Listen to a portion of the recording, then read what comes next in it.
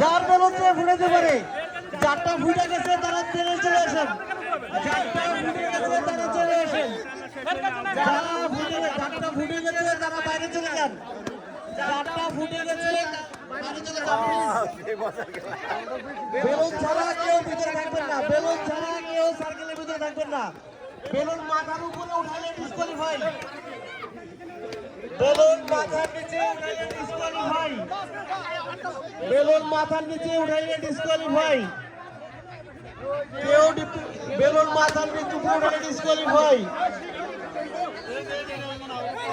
মাথার উপরে উঠাইলে ডিসকোয়ালিফাই।